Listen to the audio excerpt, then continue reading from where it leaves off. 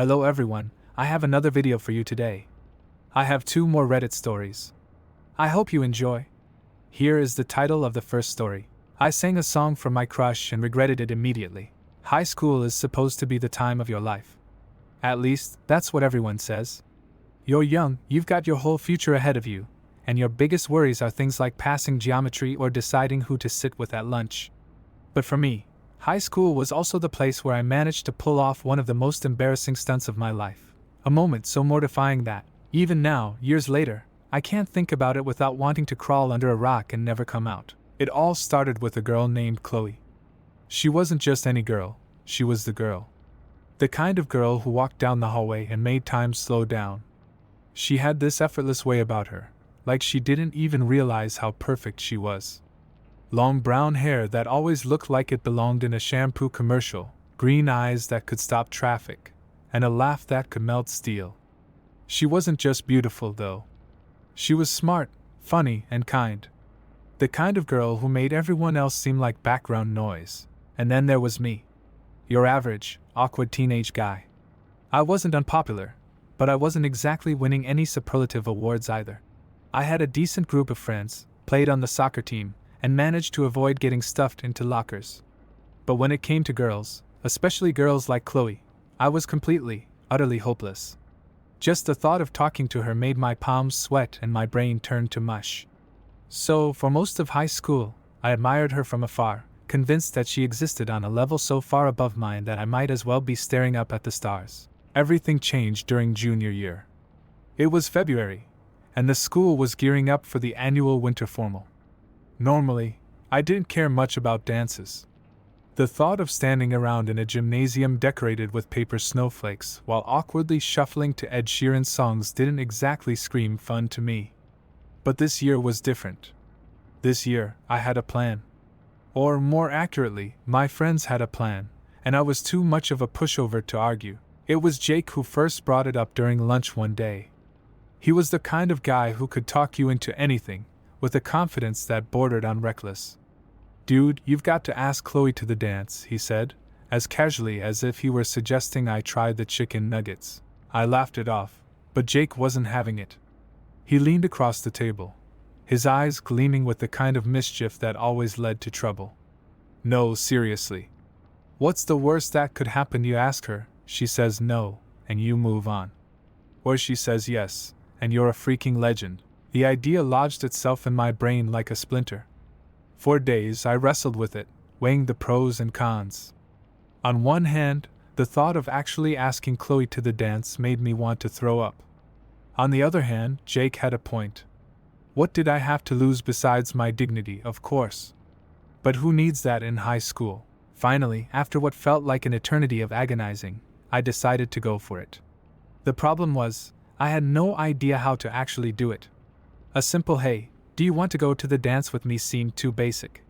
If I was going to embarrass myself, I might as well go big. So, naturally, I turned to the internet for help. That's how I stumbled upon the concept of a promposal. You've probably seen them, those over-the-top, creative ways people ask each other to dances. Some of them are sweet, some are funny, and some are so cringe-worthy you can't help but wonder what they were thinking. I decided to go with sweet. Chloe was in the school choir, and she loved music, so I came up with what I thought was a brilliant idea. I would write her a song. Not just any song, but a heartfelt, original composition asking her to the winter formal. In my head, it was perfect. Romantic, unique, and guaranteed to impress her. There was just one small problem. I couldn't sing. Or play an instrument. Or write lyrics that didn't sound like they were ripped straight out of a bad Hallmark movie, but I was committed. I borrowed my friend Matt's guitar, even though I had no idea how to play it, and spent hours watching YouTube tutorials. I stayed up late scribbling lyrics in my notebook, crossing out line after line until I had something that felt halfway decent. I practiced in front of the mirror, trying to convince myself that this wasn't the worst idea I'd ever had. The big day finally arrived. It was a Friday afternoon, and I'd arranged to meet Chloe by her locker after school. Jake and Matt were supposed to stand nearby for moral support, though knowing them, they were probably just there to watch the train wreck unfold. My heart was pounding so hard I thought it might actually explode. I clutched the guitar like a lifeline, my palms slick with sweat. When Chloe appeared, my brain short-circuited. She was wearing this blue sweater that made her eyes look even brighter, and her smile was enough to make me forget how to breathe. I mumbled something incoherent as she opened her locker, fumbling with the combination. She turned to look at me, her expression curious but amused. "Hey, what's up?" she asked, tilting her head slightly. That was my cue. This was it. Showtime. I took a deep breath, adjusted the guitar strap, and launched into my song. If you could call it that. My fingers fumbled over the strings, producing a series of sounds that were more noise than melody. My voice cracked on the first note, and the lyrics came out in a jumbled rush, like my brain was trying to sabotage me. Chloe stared at me, her smile frozen in place. Out of the corner of my eye, I could see Jake and Matt doubled over with silent laughter. A small crowd had started to gather, drawn by the spectacle of what could only be described as a musical catastrophe. I don't know how I made it to the end of the song. By the time I strummed the final, out-of-tune chord, my face was burning so hot I was surprised I didn't spontaneously combust.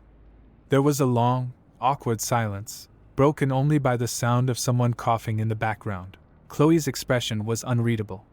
She opened her mouth to say something, but before she could, Jake decided to make things even worse. He stepped forward, clapping slowly and sarcastically, and shouted, "Bravo! Bravo! The best singer in the whole school." To Chloe's credit, she was incredibly kind about the whole thing. She smiled and said she appreciated the effort, but she already had plans for the dance. I nodded, muttered something about how that was totally fine, and bolted out of there as fast as I could. The aftermath was brutal. By Monday, the entire school knew about my disastrous proposal. People kept coming up to me, asking if it was true, and Jake made sure to reenact the whole thing in excruciating detail whenever he had an audience. For weeks, I was the guy who sang a terrible song to Chloe and got rejected in front of everyone. But here's the thing, as much as it sucked in the moment, it taught me something important. High school is full of embarrassing moments, and most of them feel like the end of the world when they happen. But they're not. They're just moments. And sometimes those moments turn into funny stories you can laugh about later. Years have passed since that fateful day, and I've had plenty of time to reflect on it. Do I still cringe when I think about it? Absolutely. But I also smile, because it reminds me of a time when I took a risk, even if it didn't work out.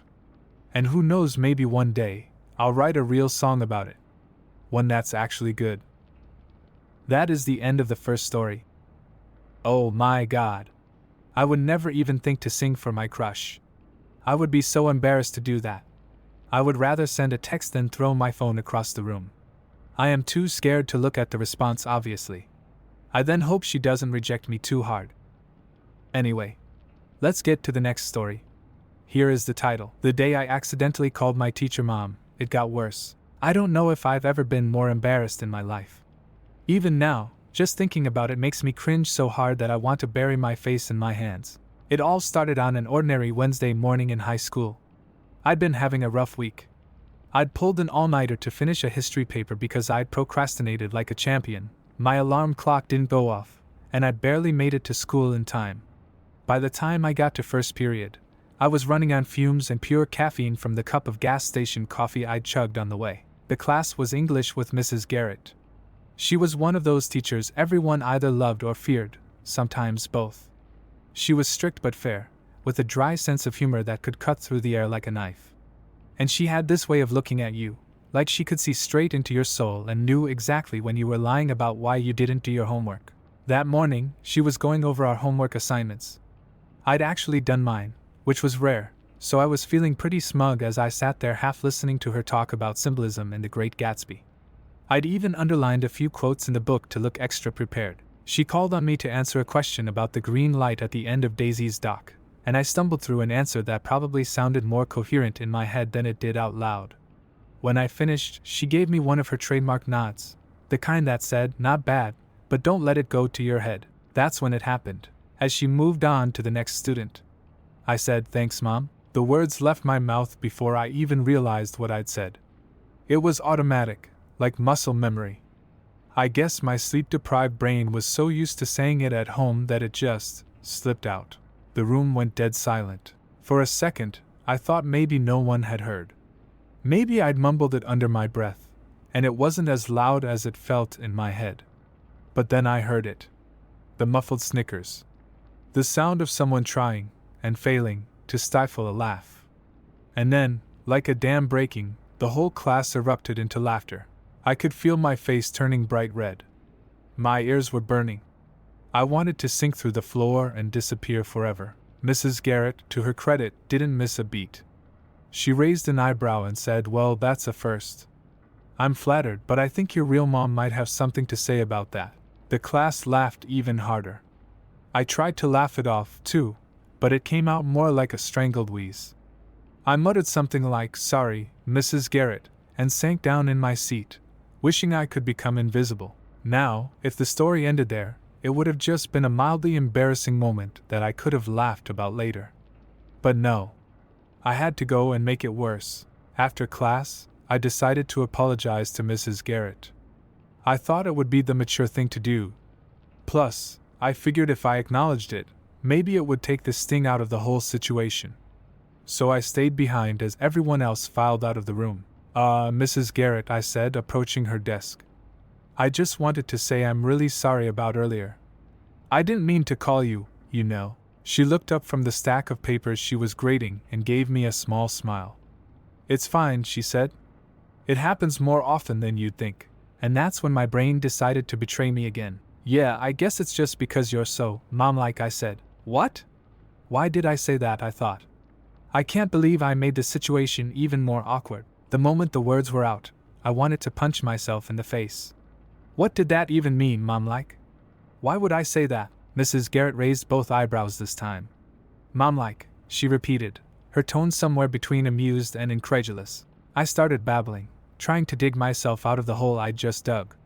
"I mean, you're just really responsible and, knowledgeable, like you know how moms are.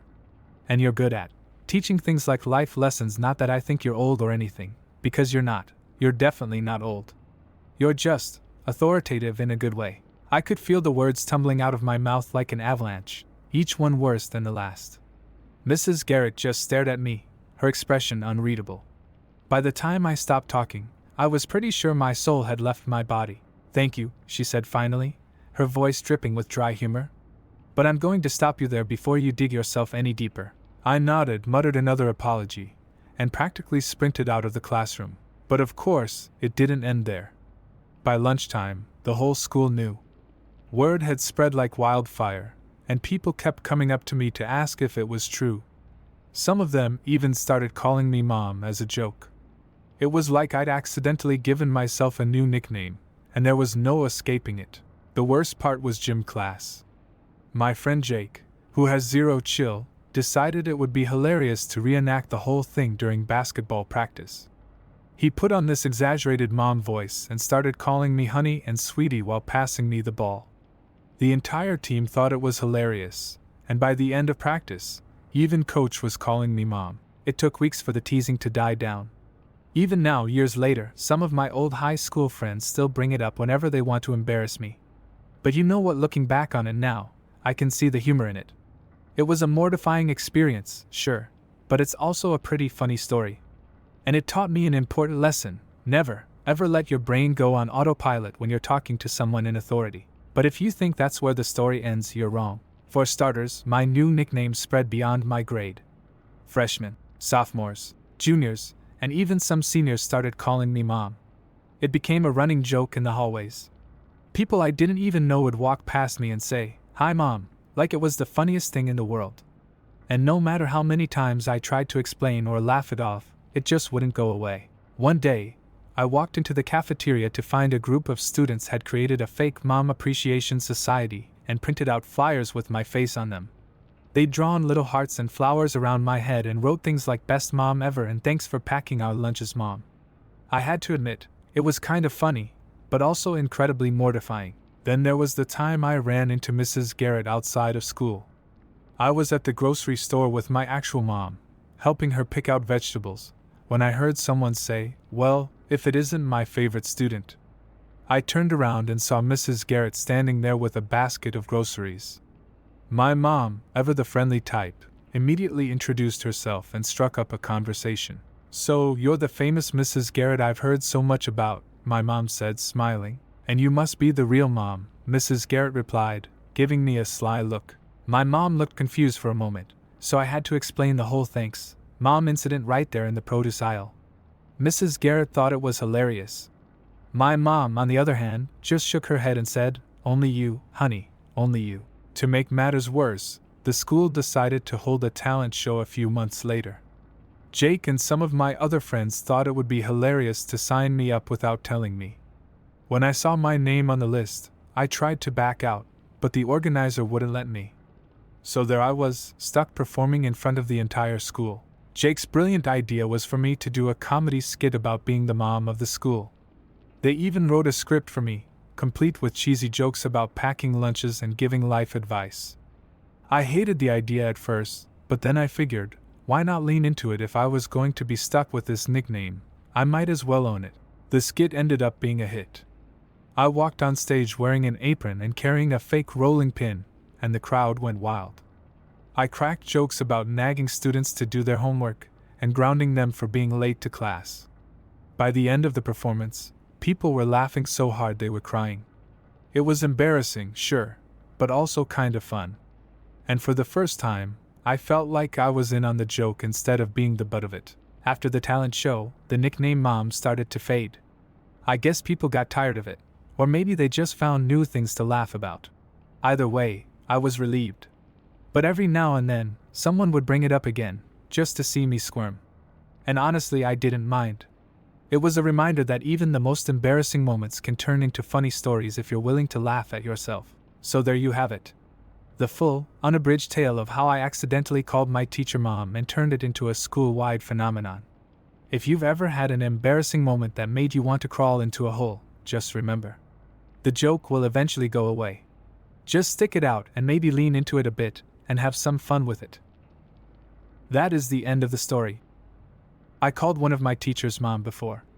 I was in math class in 5th grade, and I went up to her desk and asked if some of my answers were wrong or not. She said I did great, and it made me so happy. In that moment I said, "Thanks, Mom."